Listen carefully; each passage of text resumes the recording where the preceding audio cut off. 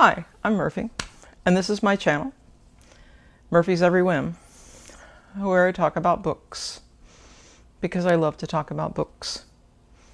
I love the feel of them, I love the smell of them, I love to have them around, I love to look at them, and I want to share that love with you. So today I want to talk about GarbAugust. So GarbAugust is a reading event that happens in August, and it's about garbage reading or trashy reading, or what I like to call pulp fiction. And it was started, I believe, by Criminale and now has a lot of different hosts. And I may not follow the rules of GarbAugust. There's a bingo card if you're interested for GarbAugust. Maybe I'll see if Criminale doesn't mind if I link that below. And I looked at the bingo card and there's no way I can get to all of the things on the bingo card. But maybe. So I do plan to read some trashy books in GarbAugust, which I believe August starts tomorrow, according to when I'm filming this video. And I've been gathering some books for it.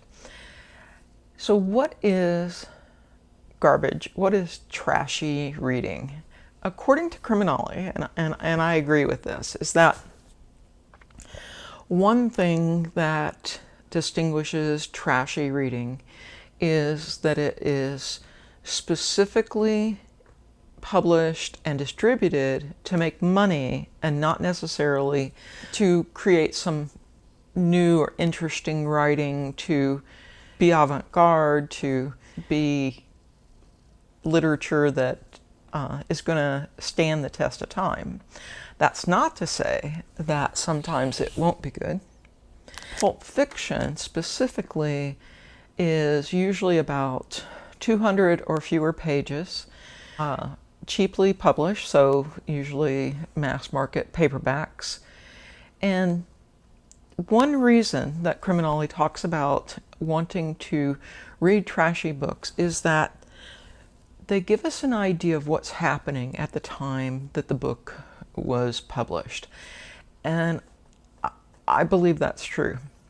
On the other hand, a lot of times trashy books are not politically correct. And I think that's okay because, again, that's what was happening at the time. And by reading it, a reader is not promoting that behavior, not promoting that language, but rather wanting to be aware of what that language and behavior was and consider it in the context of what should be happening. So I've gathered up some books. I'm probably not going to read all of these for GarbAugust. I've actually read a couple already while I was traveling to get a little bit of a head start. But these are books that are on my stack for reading, and I thought I'd go through them. A couple of Westerns to start out with. First of all is Louis L'Amour's Hanging Woman Creek. I've read one Louis L'Amour book ever, and that was Riders of the Purple Sage, and I thought it was good. So I picked up this because I really liked the name Hanging Woman Creek. But I also got this book, and I got this one in Foley, Alabama, and it's Gun Law at Vermillion by Matt Stuart. And I partly got it because I wanted something. It says it was written in 1952, so that would be that it was written about the time that my oldest brother was born, and it had the name Vermillion in it, and I've been to Vermillion, so those are the Westerns that I have. I picked out 3 Ed McBains to read, and Ed McBain, in his audible versions of his first few books, or I should say audiobook versions, because I didn't necessarily get them on Audible, but in his audiobook versions of his first few books of the 87th Precinct series, he talks about how he got into writing them, that the publisher needed a replacement for a pulp fiction author who was going on their way out, and asked Ed McBain to start writing a series. And so what started as maybe a 5-book series ended up, I don't remember how many there are in the series, but I want to say in the 50s or 60s. I picked out 3 Ed McBains that I had actually on paper, and I got Heat, Like Love, and Poison. And so those are Ed McBain's. I have this Perry Mason book. This is the 5th Perry Mason book by Erle Stanley Gardner, and if I am correct, this is the author that Ed McBain was supposed to be replacing, but I could have that wrong. And I've actually read this, and I ordered a lot of 37 more Perry Mason books that should be arriving very soon, and they will go on the stack as well. And if it ends up that I just read Perry Mason for GarbAugust, that's the way it's going to be. A couple of Mickey Spillane books, The Delta Factor and The Snake. I started reading The Snake sometime in the past and just couldn't get into it, so I thought I'd try that again. But I'm enjoying The Delta Factor, which is not a Mike Hammer book, and that's partly what drew me to it, and you can see how far I am in the book. The bookmark I'm using is a piece of paper I found in one of these books that I bought. And you can see it's yellowed on the edges, just like the pages of the book. Ooh, I found some other notes in there. That might be something I want to look at. So a couple of Mickey Spillane books. An Ellery Queen book, and this is A Study in Terror, Ellery Queen versus Jack the Ripper. And of course it's by Ellery Queen. And it is cheesy. I started reading it not very far in, but it's pretty cheesy. I'll be hard pressed to actually finish this one. I got Ian Fleming's Dr. No because it was written or published the year I was born, and I feel like I should read one James Bond thriller sometime in my life. Probably no more than one. Another Time, Another Woman, and I ordered this online. This is by Walter Kaylin. I ordered this online because Criminale had talked about it, I think a year ago, in last year's GarbAugust, possibly, and I just felt compelled to order it and get it, and I don't know why. I don't know why what he said about it made me think I should want it. A couple of other books that I plan to read. I actually have a relative who wrote romances for Harlequin, and her name is Mary Wibberley. She has the same initials that I have. I have one of hers that I've started, and I am looking for a couple of others that I can get as ebooks.